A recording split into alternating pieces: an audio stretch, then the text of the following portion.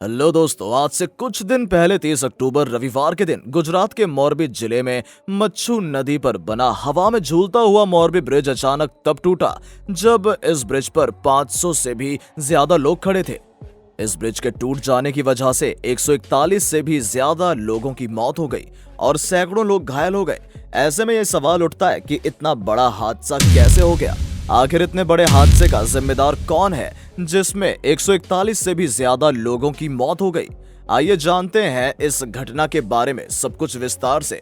बने रहिएगा हमारे साथ वीडियो के एंड तक। लेकिन इससे पहले यदि आप हमारे चैनल पर नए हैं तो चैनल को सब्सक्राइब एंड वीडियो को लाइक करके बेल आइकन जरूर दबा दें ताकि हमारे हर नए लेटेस्ट वीडियो की नोटिफिकेशन आपको मिलती रहे। दोस्तों, गुजरात के मोरबी जिले में बना ये हैंगिंग ब्रिज आजादी से काफी साल पहले सन 1879 में मोरबी के राजा वाघजी रावजी ने उस वक्त 3.5 रुपए की लागत में ब्रिटिश इंजीनियरों द्वारा बनवाया था। बताया जाता है कि इस ब्रिज को बनवाने के लिए राजा वाघजी रावजी ने इंग्लैंड से सामान मंगवाया था। ब्रिटिश शासन में बना ये हैंगिंग ब्रिज अच्छी इंजीनियरिंग का जीता जागता सबूत है। अगर हम इस हैंगिंग ब्रिज की लंबाई की बात करें तो ये 765 फुट लंबा और 4 फुट चौड़ा है। बताया जाता है कि इसी ब्रिज से मोरबी के राजा घोड़े पर सवार होकर अपने दरबार जाया करते थे। सन 1879 में बना ये हैंगिंग ब्रिज 2001 तक तो काफी ठीक था, लेकिन 2001 में गुजरात में आए भयंकर भूकंप की वजह से इस ब्रिज को काफी नुकसान हुआ। ये मोरबी ब्रिज गुजरात का शान हुआ करता था और आए दिन लोग यहाँ सेल्फी लेने और इस ब्रिज पर खड़े होकर प्राकृतिक नजारों का लुत्फ उठाया करते थे।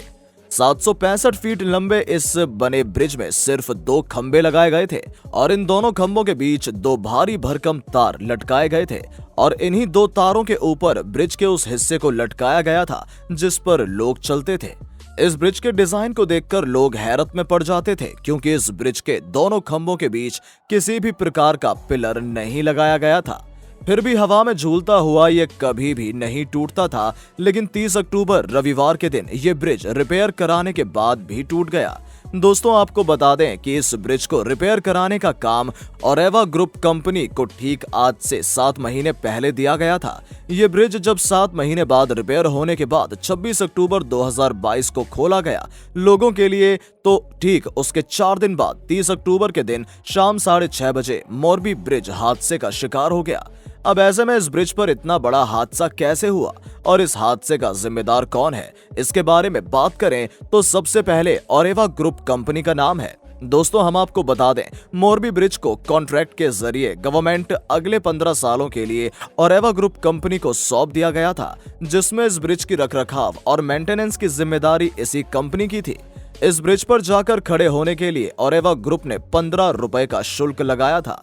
ऐसे में घटना के दिन 15 रुपए की इस टिकट को इस कंपनी ने 50 रुपए में लिमिट से भी ज्यादा लोगों को बेच दिया।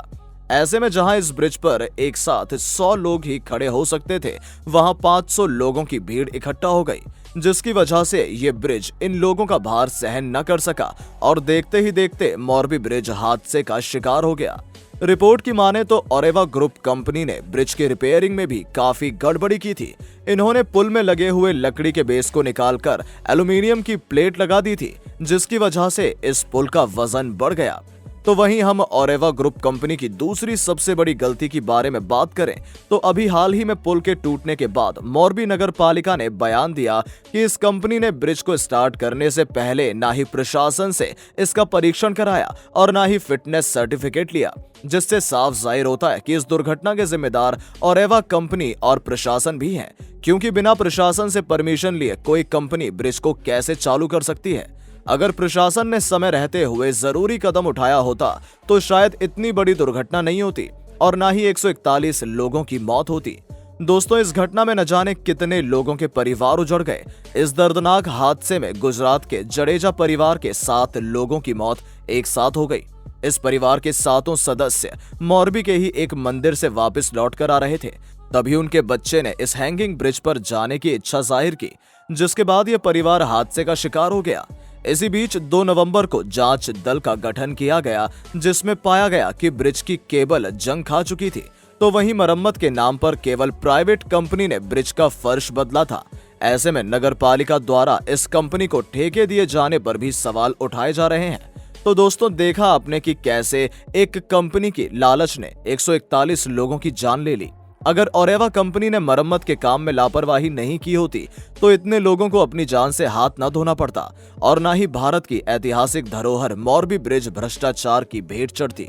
तो दोस्तों, आप इस हादसे को लेकर सबसे ज्यादा किसे दोषी मानते हैं? हमें नीचे कमेंट बॉक्स में जरूर बताएं और इस वीडियो को लाइक शेयर करना ना भूलें। मिलते हैं नेक्स्ट वीडियो में।